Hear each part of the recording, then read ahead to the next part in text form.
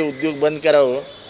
सत्ता 30 वर्ष 40 वर्ष तुमच्या हातात आहे. आता कसले जनसंवाद आणि जनता दरबार आणि हे आणि ते करता. लोकांच्या समस्या सोडवायच्या नाहीत तुम्हाला.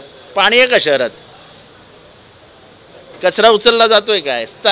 छोट्या छोट्या समस्या तर सोडवा. या शहराला पाणी तर द्या. या शहरामधलं अनधिकृत बांधकाम वाढायला लागले, थांबवण्याचा प्रयत्न करा. त्याच्याकडे कशाला जनता दरबार हवा? स्फोट करणारे एक नवीन अधिकाऱ्याची अपॉइंटमेंट झाली आणि मग त्या अधिकाऱ्यांनी कुठल्या कुठल्या एरियातनं किती किती पैसा मिळतो याची छानबीन करायला लोकांना पाठवलं. आणि त्या कौशा भागामध्ये, शिळच्या भागामध्ये गँगवॉर झाला. वसुलीवरनं 2 गँग एकमेकांना भिडल्या. अहो, अधिकाऱ्यांना सोपतं का? गँग पाठवायच्या, तिथे पोरं पाठवायची आणि वसुली कशी करायची याचं प्लॅनिंग करायचं. ही वसुली करण्यासाठी ठाणे महानगरपालिका आहे. सत्ताधारी शिवसेनेने ह्याचं उत्तर द्यावं. आणि मारा आणि अधिकाऱ्याचं नाव पण सांगतो. हे ठेवायचंच कशाला? काय पदाचं नाव काय? मुख्यालय. अतिक्रमणाला अधिकारी आहेत ना, त्याला मुख्यालय कशाला पाहिजे? म्हणजे प्रत्येक टेबलावरचा एक टेबल वाढवायचं पाकिटाचं. वरच्या अधिकाऱ्या मुख्यालयाला फोन केलं, हे त्याचे पैसे आले नाहीत की मग जाऊन वरच्या अधिकाऱ्यांना रिंग जी आहे ती रिंग चालू ठेवण्यासाठी हे पद आहेत. आणि गँगवर मारामाऱ्या पैशाच्या वसुलीसाठी अधिकाऱ्यांच्या. हे ठाणे गतीने चालू आहे आणि किती जोरात चालू आहे बघून आश्चर्य वाटतं. काय नाही, कोणाचंही कोणावर बंधन नाही, कोणाला लाच यार काय राहिलेली नाही. बांधकाम केली तर त्यांच्यावर कारवाई करा असा कायदा असताना ठाणे महानगरपालिकेत अधिकारी मुंबई बांधकामामुळे रस्ता जाम झालाय. कोण ऐकायला नाही. आता शेवटी उपाय एकच, कोणाची एखादी कानाखाली खेचावी लागेल, मग अधिकारी सरळ येतील.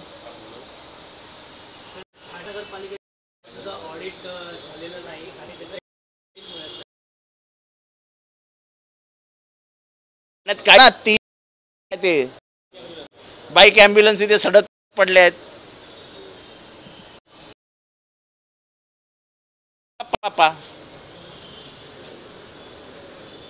वाईट वाटतं. अख्ख्या शहरात पाणी नाही हो.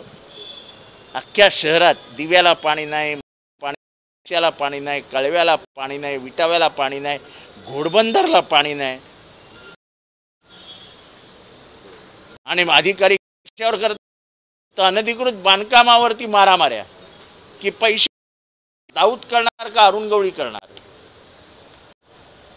हे सांगा ना. त्या गँगवाल्यांना आमंत्रित करा तुमची वसुली करण्यासाठी. पगार कमीच पडतोय त्यांनाच घ्या. इथल्या तिथल्या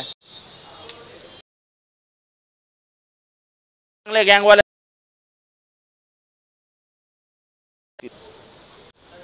आणि ह्या कारवाई करा, नाही तर ह्या अधिकाऱ्याचं नाव फोडणार, या अधिकाऱ्याने केलेले कृष्ण कृत्य जाहीर करणार. हा अधिकारी महापालिकारी नाही आहे. यांनी महापालिकेकडे आपली सर्व्हिसेस वर्ग करून घेतलेले आहेत. हे महापालिकेकडे वर्ग करून घेणारे अधिकारी हे अत्यंत भ्रष्टाचारी व भ्रष्टाचार वाढवण्यासाठी म्हणूनच ठाणे महानगरपालिकेत येतात. तरी नशीब बोरसे नावाच्या अधिकाऱ्याची बदली झाली. हा बोरसे म्हणजे ह्याच्या पिपासू ते ह्याच्यासारखे प्यायचे हे त्याला परफेक्ट. आणि म्हणून IASचं स्वप्न बघणारा राज्य अधिकारी ठाणे महानगरपालिकेत जॉईन झाला. सगळे स्वप्न वगैरे विसरून गेला.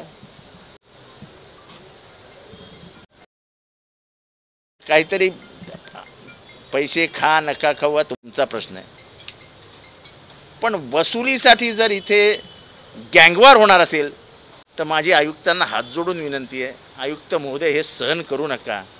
शेवटी डाग तुमच्या अंगावर येणार आहे. हे अधिकारी खोटी कागदपत्र तयार करतात, कुठे दाखले तयार करतात आणि तुमच्या कधीतरी तर महोदय तुम्ही फसाल. तसं जयंत पाटलांनी सांगितलं की माझं काय घेऊ नका, माझी काय गॅरंटी घेऊ नका, कुठेतरी अस्वस्थ आहे का?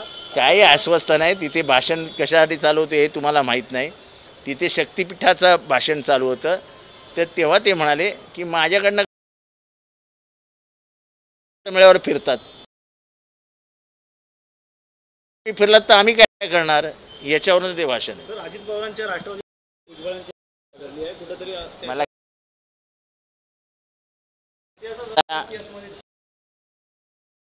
आता इतिहास आहेत.